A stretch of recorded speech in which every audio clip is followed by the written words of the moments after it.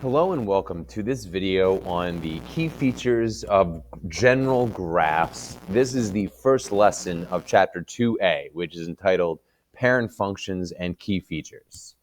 We're going to be walking through some notes during this video on the things you need to be aware of as far as vocab and how to apply it to some examples that we'll be looking through in our notes here.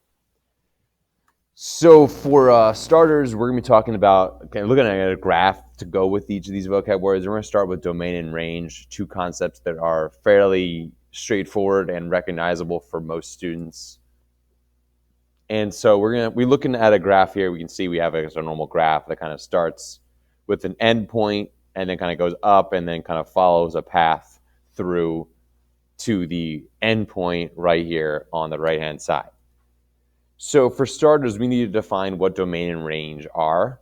So for domain is the set of all possible input, and I'm going to put in parentheses, x values.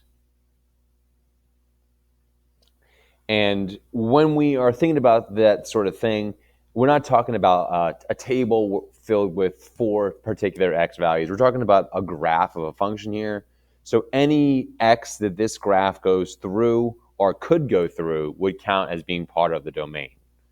And similarly, the range is the set of all possible values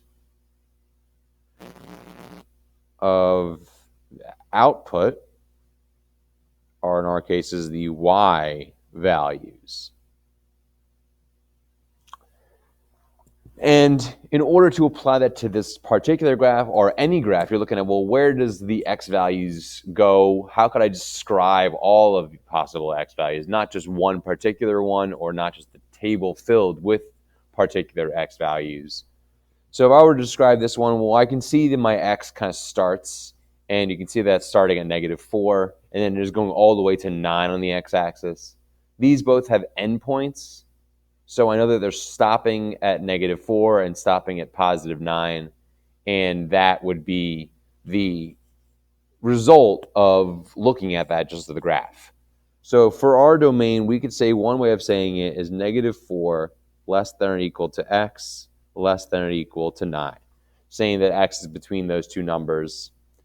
And then for our range, we could say that it's going from basically, and remember, this is kind of the y values, so it's down at -5, and it's going all the way up to +5.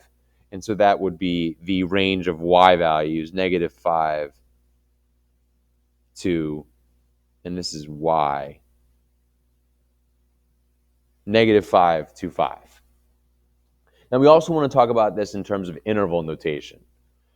So now, when we're talking about domain and range, we need to remember that we're dealing with intervals. So our domain interval is either going to be a bracket or a parentheses, and then it's going to be, well, where is it starting on the left, and then where is it stopping on the right for domain. And we have the range, the same thing, pretty similar. That's basically going to be a bracket or a parentheses where you're going the bottom, comma, top.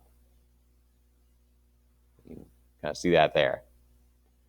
So if I want to make, and also you're using the parentheses whenever you have a less than symbol, and you're using a bracket whenever you have a less than or equal to symbol, and then same goes for greater than versus greater than or equal to. Meaning that I would write an interval of -4 to 9 for my domain interval, and I would write -5 to 5 for my range interval. And we will see interval notation in the rest of these notes as well, so we'll keep that in mind as we continue onwards.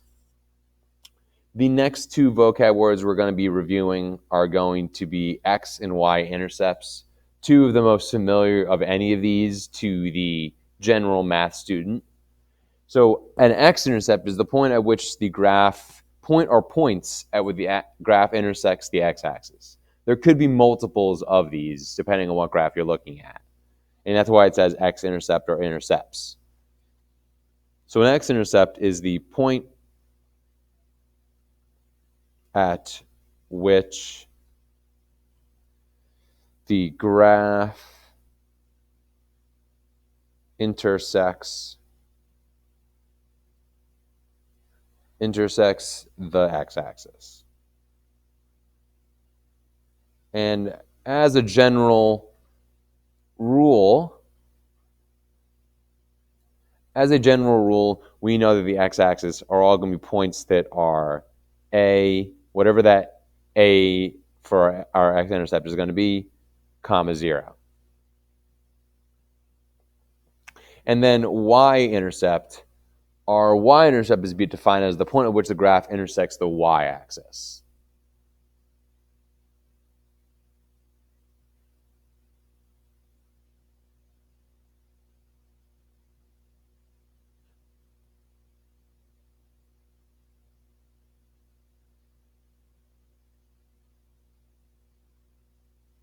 And we know all of those points are always when x is 0 and whatever value it would be, and we can use a different letter, like a letter B.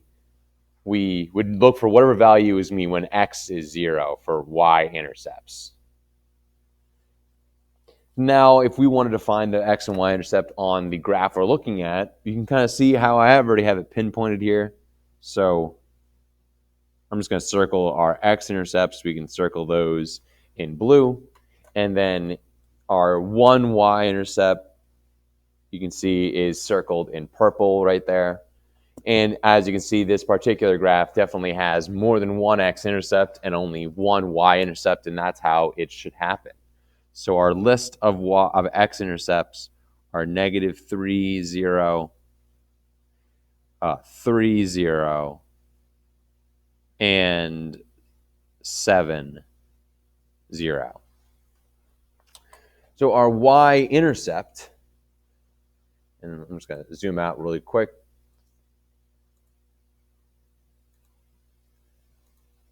And so our y-intercept that we just found a second ago was this purple point where that is the point 0, comma 3. You'll never have more than one of those y-intercepts. Okay, moving on to our next part of our notes. We are going to be talking about maximum and minimum points. And the key thing here is that there actually is sometimes more than one type of maximum and minimum. And that's maybe not something you have learned before. So for starters, we can define our two types of maximums and two types of minimums. So a relative or local maximum is basically a value of a function as part of its domain, obviously, where it's basically going to be a greater value than anything in its immediate vicinity. Value of a function that has a greater value than any in its vicinity.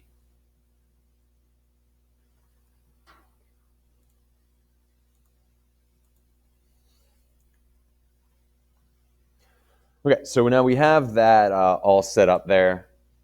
And then we have the absolute maximum is the greatest value in general. Even if we don't see it specifically in one area, it is the greatest value of the function. Greatest value of the function. And then, as you'd imagine, the minimums are basically the same thing, but less than some of the other ones. So like relative local minimum would be, so point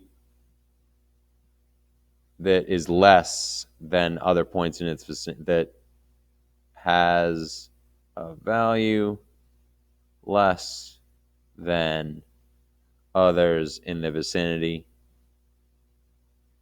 In vicinity, if you're not sure, that just means in the surrounding area on the graph. Then absolute minimum is just the smallest value of a function. The absolute smallest value of a function. So if you want to try to pinpoint some of these in those same two colors, we would be able to kind of look for them. So we have as far as relative local maximum, we don't have any local maximums here, because usually you have local maximums when it's kind of changing from a positive to a negative slope or vice versa. So we do have one absolute maximum, which is I'm circling in red right there. That is an absolute maximum. We have an absolute minimum at this endpoint right there. I've circled in blue. And then we have two relative minimums at both of those locations. So then we could also kind of add in actually a relative maximum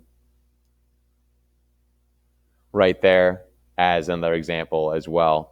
This one is not a relative maximum because it's still kind of going in the same direction. It just kind of changed its pattern a little bit. And so we don't need to worry about taking that down as a relative minimum or maximum. So the absolute or relative maximums. So the absolute maximum, we see that point right here is -2, 5, -2, 5, and our relative minimum that we have is going to, relative maximum, is going to be at the point 7, 0. And then following that, the absolute minimum we found down here at -4, -5. And so we'll mark that as our absolute. And then our relative minimum is going to be these 2 points. So we have one at 5, -4, and we have one at 9, -2. So that finishes up our second, I think second. Oh no, third section of our notes. So we have only a few more left to cover. And so if we're looking at our next section, we want to talk about two vocab words, and they are increasing intervals and decreasing intervals. And we're definitely going to be using interval notation here. And that is something that we'll be practicing again from earlier.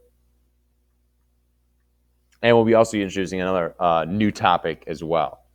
So for increasing and decreasing. So the increasing intervals, the definition of an increasing interval is basically just where a function is actually increasing. Basically means as x goes up and increases in value, y is also going to go up. So the parts of a graph where y increases as x increases. And then our decreasing is when y decreases as x increases.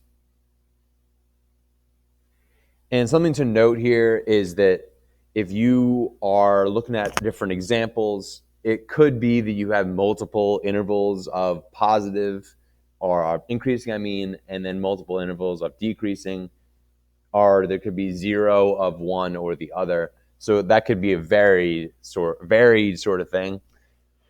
And we're trying to describe the x parts of the graph where it's increasing or decreasing.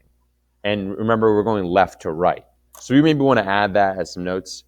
So we'll kind of add as a note, always left to right. And use x values for these intervals.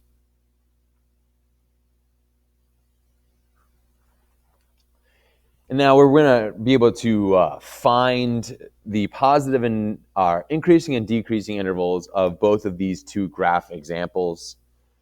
So we'll use the darker blue for the positive, or he was saying positive, increasing intervals. So this first interval is kind of going where you can see where our graph is going upwards. And then our other increasing interval is from here all the way to the top right here. So we need to look at the x values that are there. We could choose where they're going to be increasing. So in this first one, and you notice that these are the same graphs also. So for our increasing, we'll do on this left-hand side. So our graph is increasing from -4, 1, 2, 3, 4, and then it is going until -2. We're using parentheses here because when you're at a point, like at the end here or at this top point right here, we're not increasing or decreasing. We're changing basically from increasing to decreasing. And so we don't need to include that. And because we have another one, we're going to use the letter U. That letter U is basically stands for the word union.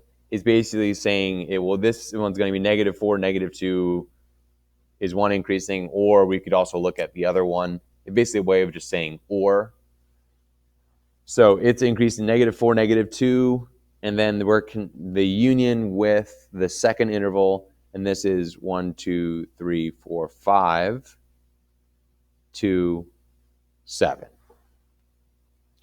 On the right-hand side, we're looking at the decreasing interval. So this is decreasing from -2 to 5. And union, and then the second interval is from 7 to 9, that end point on the end. And you can see that these kind of connect to each other. Well, it's increasing from -4 to -2, and then from -2 to 5, it's decreasing. And then 5 to 7, it's increasing again. And then 7 to 9, the end, is back to decreasing. All right, moving on to our, I believe, second to last vocab group. Yeah. And this is going to be positive and negative intervals. So these positive and negative intervals are pretty similar to what we just worked on. It's basically the parts of the positive regions are the parts that are above the x-axis. The negative regions are parts that are below the x-axis. So parts of a graph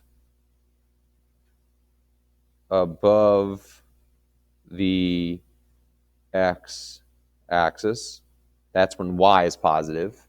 And when y is negative are the parts of a graph below the x-axis. And we're going to be doing intervals just like we just did with the increasing, decreasing parts. So we'll do the positive or the negative on the left, and then we'll do positive interval on the right. So for negative intervals, we have this endpoint. So that is at -4. And then it's negative until -3.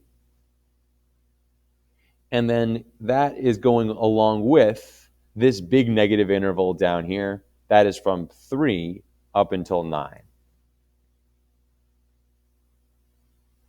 So those are two positive or negative intervals. And then our one positive interval is just from -3 up until 3. Is when the graph is positive. And that kind of takes into account the whole graph. We have the two pieces at the end, the piece in the middle. -4 to -3 is negative. -3 to 3 is positive. And then back here, 3 to 9 is back to being negative. That brings us to our last group of vocabulary terms, and that is end behavior, which can be a little tricky for most because of just the way you're supposed to write it. And it basically just says, like, if you look at the ends of the graph, what is going to be happening at those ends. So what end behavior means is basically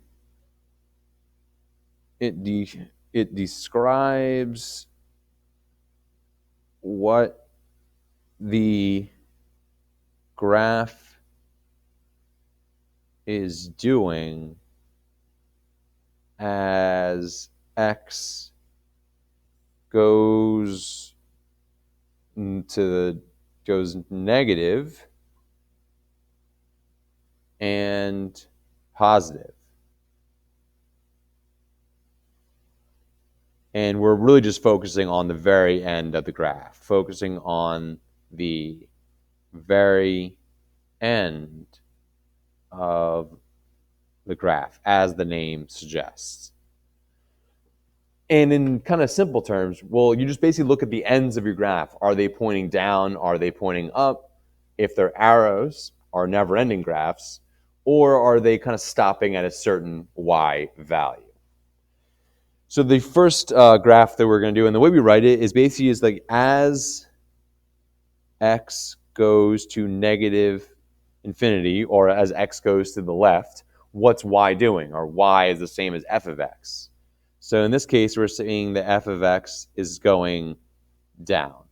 So basically, as x goes left, y goes down, which is true. This arrow points down. And then when this arrow is also pointing down. So as x goes to the right, to positive infinity, y, or f of x, is also going down to negative infinity. So sometimes your graph will both point down. That could also have it be both pointing upwards. And that would mean it would just be x going left and right. F of x is going to positive infinity instead. So for the graph number 2, we have our end behavior pointing in different directions. So on the left-hand side, the left end, as x goes to negative infinity, f of x goes to negative infinity as well. And then for the right side, it's going upwards. So how we'd write that is that as x goes to positive infinity, y, or f of x, goes to positive infinity as well. These are the two most common examples, because most, especially polynomials, which we'll deal with a lot this semester, will be either both pointing the same direction, up or down, or pointing in different directions, up or down. Number 3 is the first kind of weird one, because on the left side, it's normal. It's just as x going to the left, y is going up. But as x goes to the right, our graph is just stopping right here where I circled in purple, which is 6 on the y-axis. So the first part is easier. As x goes to negative infinity, f of x is going towards positive infinity.